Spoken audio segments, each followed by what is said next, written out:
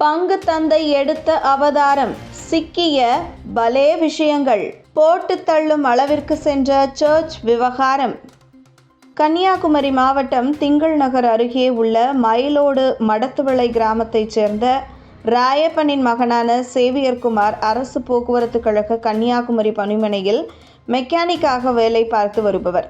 இவரது மனைவி ஜெமினி அதே பகுதியைச் சேர்ந்த முக்கிய அதிதூதர் ஆலயத்திற்கு உட்பட்ட தனியார் பள்ளியில் ஆசிரியராக பணிபுரிந்து வருகிறார். மெக்கானிக்காக வேலை பார்த்து வரும் சேவியர்குமார் நாம் தமிழர் கட்சியின் தக்கலை ஒன்றிய தலைவராகவும் இருந்துள்ளார். இந்த நிலையில் சேவியர்குமார் ஆலயம் மற்றும் பள்ளியின் கணக்கு வழக்குகளில் முறைகேடுகள் இருப்பதாகவும் சில குளறுபடிகள் நடப்பதாகவும் அவ்வப்போது ஆலய நிர்வாகிகளிடம் கேட்பதையும் வாட்ஸ்அப் மற்றும் ஃபேஸ்புக் உள்ளிட்ட சமூக வலைதளங்களில் பதிவிடுவதையும் வழக்கமாக கொண்டிருக்கிறார். இதில் மிக அதிகமாக பாதிக்கப்படுவது மயிலோடு ஆலய பங்குத்தந்தையாக இருந்த நாகர்கோவில் ராம் புது பகுதியைச் சேர்ந்த ராபின்சன். இதனால் அவர் ஆலயத்தின் நிர்வாகத்தில் செயல்பட்டு வரும் பள்ளியில் பணிபுரியும் சேவியர்குமாரின் மனைவி ஜெமினிக்கு மெமோ கொடுத்துள்ளார். அந்த மெமோவை ஜெமினி வாங்க மறுத்ததால் அவரை இடைநீக்கம் செய்துள்ளது பள்ளி நிர்வாகம்.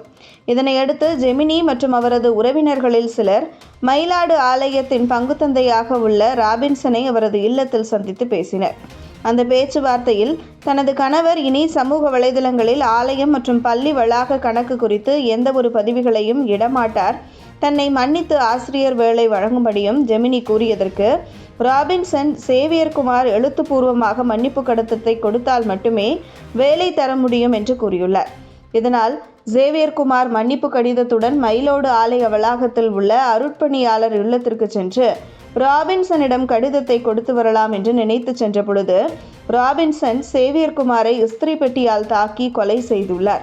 இதற்கிடையில் சேவியர்குமார் ஆலய வளாகத்தில் உள்ள பங்குத்தந்தை இல்லத்தில் இறந்து கிடப்பதாக அவரது மனைவி ஜெமினிக்கும் தகவல் கிடைத்ததை அடுத்து உறவினர்களுடன் ஜெமினி அங்கு சென்று பார்க்கும் பொழுது இரத்த வெள்ளத்தில் தனது கணவர் இறந்து கிடந்ததைக் கண்டு கதறி அழுதிருக்கிறார் ஜெமினி.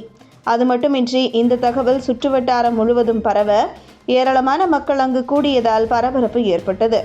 மேலும் இந்த தகவலை அறிந்த Colachel division ASP Praveen Gautham, Thuckalay DSP Udhayasuriyan, Thuckalay Ramachandran, Eraniel inspector Perumal, sub inspector Muthukrishnan ஆகியோர் விசாரணை நடத்தியுள்ளனர். இந்த விசாரணையில் சேவியர்குமார் தலையில் இஸ்திரி பெட்டியால் அடிக்கப்பட்டு கொலை செய்யப்பட்டுள்ளது தெரியவந்துள்ளது. அடுத்து மயிலோடு பங்குத்தந்தையான ராபின்சன் தலைமறைவாகியுள்ளார்.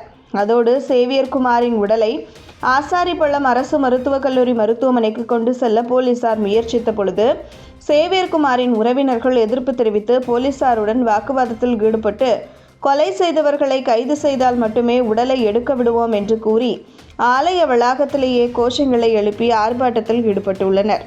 தற்போது கொலை செய்து தலைமறைவாகியுள்ள ராபின்சன் திமுகவை சேர்ந்தவர் என்ற தகவலும் தற்போது வெளியாகி பெரும் பரபரப்பை ஏற்படுத்தியுள்ளது. ஏற்கனவே திமுக கடும் பின்னடைவு மற்றும் அதிருப்திகளை சந்தித்து வரும் நிலையில் திமுகவின் நிர்வாகி ஒருவர் இதுபோன்ற கொலை சம்பவத்தில் ஈடுபட்டிருப்பது மேலும் கொடைச்சலை ஏற்படுத்தும் என தெரிகிறது.